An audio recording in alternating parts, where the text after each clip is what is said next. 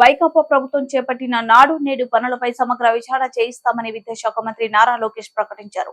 శాసనసభ రెండో రోజు సమావేశాల్లో భాగంగా స్పీకర్ అయ్యన్న పాత్రుడు ప్రశ్నోత్తరాలు చేపట్టారు. పలువురు సభ్యులు తమ నియోజకవర్గాల్లోని సమస్యలను ప్రభుత్వం దృష్టికి తీసుకొచ్చారు.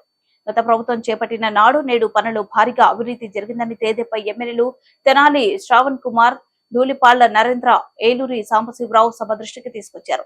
దీనిపై విచారణ చేపట్టాలని రాష్ట్ర ప్రభుత్వాన్ని కోరారు. తప్పనిసరిగా నాడు నేడు పైన ఒక ఎంక్వైరీ ప్రభుత్వం వేస్తుంది. అంటే ఎలాంటి సందేహం లేదు.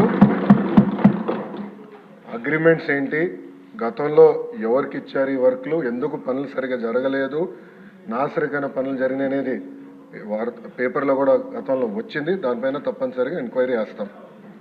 రెండోది సాంబశివరావు గారు చెప్పినట్లు ఫేజ్ 1లో కొన్ని భవనాలు కట్టారు, కానీ అది మూసేశారు, అంటే వాడట్లేదు. ఏకంగా స్కూల్స్నే మూసేసే పరిస్థితికి వచ్చారు. తెలుగుదేశం, జనసేన, భారతీయ జనతా పార్టీ విధానం ఒకటి. ప్రభుత్వ పాఠశాలల్ని మేము బలోపేతం చేస్తాం. ప్రైవేట్ పాఠశాలలకి ధీటుగా ప్రభుత్వ పాఠశాలలు తీర్చిదిద్దాలనేది మా లక్ష్యం. అందుకే చంద్రబాబు నాయుడు గారి నాయకత్వంతో మెగా డిఎస్సి కూడా ప్రకటించాం. ఉపాధ్యాయుల పోస్టులు కూడా భర్తీ చేస్తున్నాం. నెక్స్ట్ ఇయర్ ఏదైతే స్కూల్ ఓపెన్ అయ్యే సమయానికి ఉపాధ్యాయులు కూడా పకడ్బందీగా మేము ఏర్పాటు చేస్తాం. దాంతోపాటు రాజుగారు ప్రధానంగా ప్లే గ్రౌండ్స్ ఏర్పాటు చేస్తే బాగుంటుందని కోరారు. ఉపాధి హామీ పథకంతో అనుసంధానం చేస్తాం. పవనంతో నేను చర్చిస్తాను. ఆయనతో పాటు మన స్పోర్ట్స్ మినిస్టర్తో కూడా ఆల్రెడీ డిస్కషన్ చేశాను. ఇంటర్ స్కూల్ కాంపిటీషన్ ఎట్లా పెట్టాలి, ఇంటర్ డిస్ట్రిక్ట్ కాంపిటీషన్స్ ఎట్లా ఏర్పాటు చేయాలి, కేవలం స్పోర్ట్సే కాదు ఆర్ట్స్ అండ్ క్రాఫ్ట్స్ని ఎట్లా ప్రోత్సహించాలి అని దానిపైన మేము కూడా డిస్కస్ చేస్తున్నాం. మొదటి ప్రశ్నకి సమాధానం,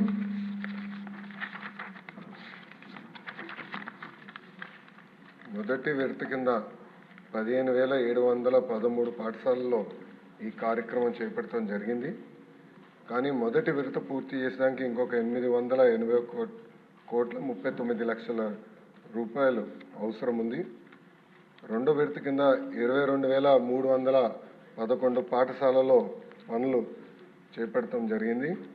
కానీ ఇది కూడా పూర్తి చేసేదానికి 3,907.75 కోట్ల రూపాయలు అవసరం ఉంది. మూడో విడత కింద 14,845 పాఠశాలల్లో ఎలాంటి పనులు ప్రారంభించలేదు. ఆ పాఠశాలలో ఈ కార్యక్రమం పూర్తి చేసేదానికి 3,088